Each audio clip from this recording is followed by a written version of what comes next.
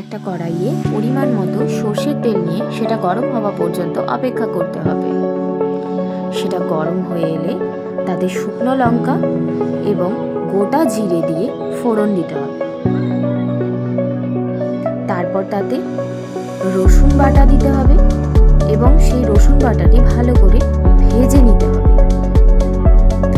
তারপর তাতে আগের থেকে কুচিয়ে রাখা পেঁয়াজগুলি দিয়ে সেটি খয়েরি রং হওয়া পর্যন্ত অপেক্ষা করতে হবে।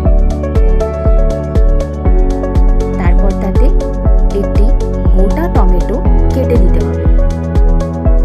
তারপর এক এক করে আদা বাটা, হলুদ গুঁড়ো, লঙ্কা গুঁড়ো, জিরে গুঁড়ো দিয়ে জল দিয়ে মিশিয়ে নিতে হবে, যাতে মশলাগুলি পুড়ে না যায়।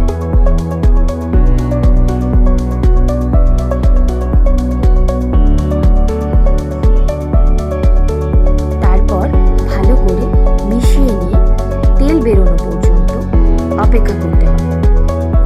একটি ঢাকনার সাহায্যে চেপে দিন। তার খানিকক্ষণ পর আগের থেকে কেটে রাখা আলু দিয়ে মিশিয়ে নিতে হবে এবং আগের থেকে নুন এবং হলুদ জলে সেদ্ধ করে রাখা এঁচড়গুলো দিয়ে ভালো করে কষিয়ে নিতে হবে যতক্ষণ না পর্যন্ত তেল বেরোয়।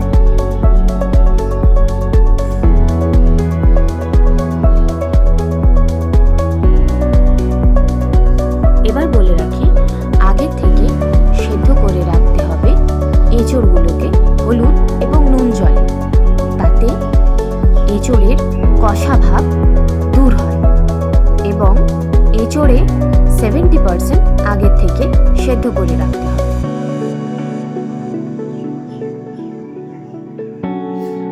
তারপর মশলার সঙ্গে বাকি সেদ্ধ করতে হবে। তারপর ভালো করে নাড়িয়ে নিয়ে ঢাকনা দিয়ে বন্ধ করে দিতে হবে।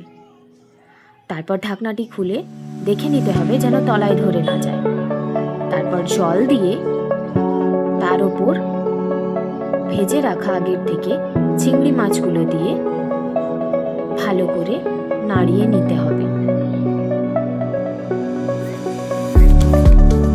তারপর ভালো করে কষানো হয়ে গেলে ঢাকনা দিয়ে ঢেকে কিছুক্ষণ অপেক্ষা করতে হবে।